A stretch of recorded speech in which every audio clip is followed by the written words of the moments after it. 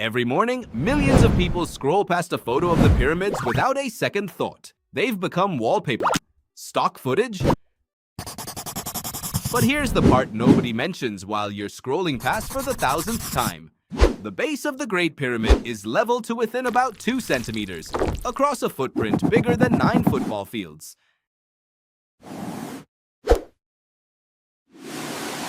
That's flatter than most kitchen counters.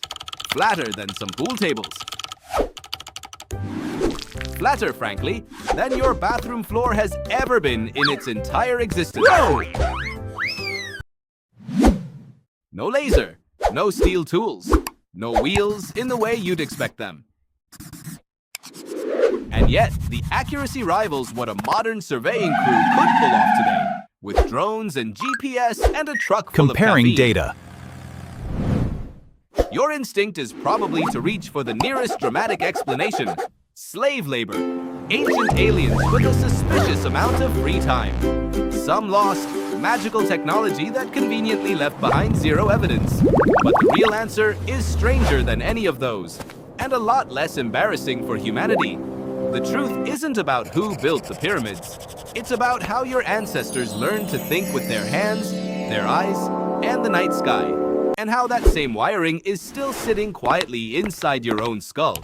Mostly used these days to notice that a picture frame is crooked. To understand it, you have to go back roughly 4,500 years to a civilization with no compass, no telescope, and no written mathematics as we'd recognize it. What they had instead was patience, obsessive observation, and a relationship with the stars that modern humans have almost completely lost. Ancient Egyptian surveyors used a method astronomers still study today. Watch a single star rise, mark its position. Watch it set, mark that too. The midpoint between those two marks points due north with startling precision. No instruments, no electronics, just a plumb line, the sky, and the willingness to stand outside twice in one night doing basically nothing. Which, coincidentally, is the one skill humanity has since perfected.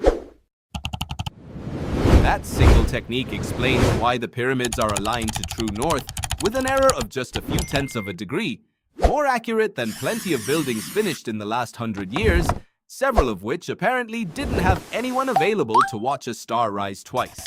But alignment was only the opening act. Before a single stone went down, the ground itself had to be dead flat, across an area the size of 10 soccer fields. And there were no soccer fields yet, so really, they were inventing the unit too. Here's the part that sounds made up but isn't. Archaeologists believe ancient builders used water-filled trenches around the construction site. Because water, unlike Bronze Age bureaucracy, is famously incorruptible, it always finds its own level, no matter who's watching or what era it is. By cutting a grid of trenches, flooding them, and measuring the water depth at every point, workers could calculate the exact height of the bedrock beneath, accurate to 2 centimeters across 13 acres. Somewhere, Wait, what? a modern construction crew is standing over a laser level feeling mildly attacked.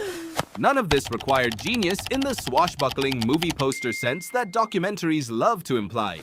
It required something quieter and far less cinematic. An intimate understanding of the physical world, refined over generations of builders who paid ferocious attention to details that, on the surface, look almost boringly simple. Water is flat. Water is flat. Stars rise. Gravity always shows up on time. Now let's talk about the stones themselves, because this is where things get even stranger. Some of the blocks used inside the pyramid weigh as much as several elephants stacked on top of each other. There were no trucks, no cranes, no forklifts beeping backward in a warehouse somewhere. Just ropes, wooden sledges, and thousands of coordinated humans moving in rhythm. For decades, this was treated as the biggest riddle of all, until researchers studying ancient inscriptions found something almost embarrassingly simple. Workers wetted the sand in front of the sledges, just poured water on it. Wet sand, it turns out, offers dramatically less friction than dry sand. cutting the dragging force required nearly in half. Somewhere, a physics teacher is quietly thrilled that the answer to one of history's greatest engineering mysteries is they got the sand a little damp. There was no secret machine.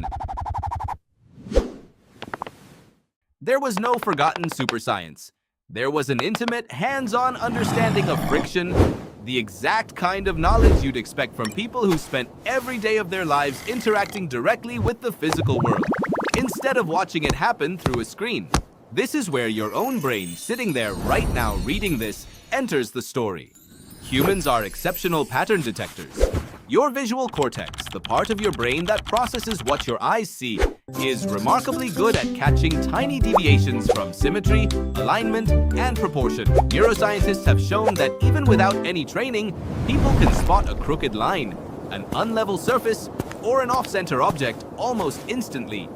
Your ancestors' survival depended on reading the physical world accurately, judging distances, spotting unstable ground, noticing when a cliff edge wasn't quite where it should be. The ancient Egyptians didn't have modern tools, but they had thousands of years of accumulated environmental literacy, an intuitive mastery of geometry earned through lived experience, not classroom equations, and this reveals something the mystery-driven theories always conveniently skip over.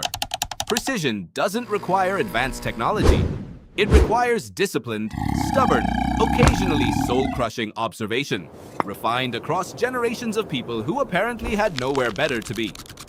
The pyramids weren't built despite the limitations of the ancient world.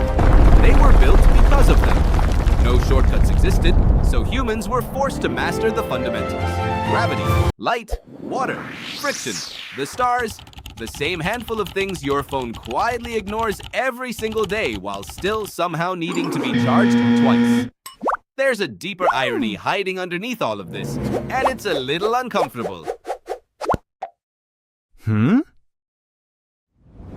humans, surrounded by satellites, blueprints, and laser levels, tend to assume ancient people must have needed some hidden shortcut to pull off this kind of accuracy. As if precision is only possible with a charging cable involved, but the shortcut was never a secret. It was raw, unfiltered attention to the physical world. The same attention your ancestors relied on for hunting, tracking weather, judging terrain, and not accidentally building their hut on a sinkhole. You will probably never need to align a building using starlight, or measure a floodplain with a trench and a bucket of patience, or figure out exactly how wet the sand needs to be to move a multi-ton block without crushing 40 of your coworkers. But the underlying wiring, the part of your brain built to notice imperfection, structure, and pattern, is still fully installed. It's just been repurposed. These days, it mostly activates when a picture frame is 1 degree off-center, or when a table wobbles just enough to ruin your entire mood for the rest of the evening. The Great Pyramid isn't just a monument to Egyptian engineering. It's a monument to a kind of attention humans use to practice constantly. Patient, physical, unglamorous attention. So the next time that photo scrolls past, the one you've seen approximately 400 times, look again. The real mystery was never how they built it without modern tools. The real mystery is how an entire species went on to build lasers, satellites, and international shipping, and somehow lost the patience their ancestors once had for free.